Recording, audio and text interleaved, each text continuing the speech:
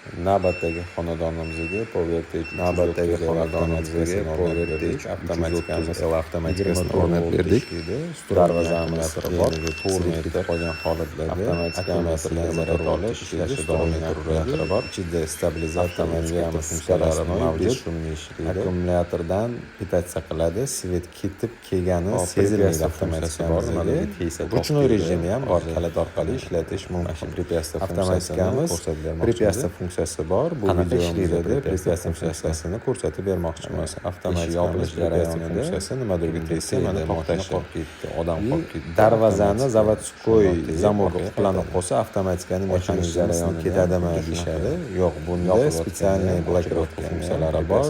Shu funksiyasi eng yaxshi tarafi защита funksiyasi bor. Защита funksiyasi zamok qulib bo'lgan holatlarda ochishga komanda beradi. Eshikni ruchnoy bilmasdan qulab qo'ygansiz. Darvozani ochmaydi. Ochishga bitta komanda beradi. Eshik qulibligini sezadi. Avtomatika srazi to'xtaydi. Ichidagi mexanizmlar sinib ketmaydi. O'zini shu защита funksiyasi srabotka qiladi.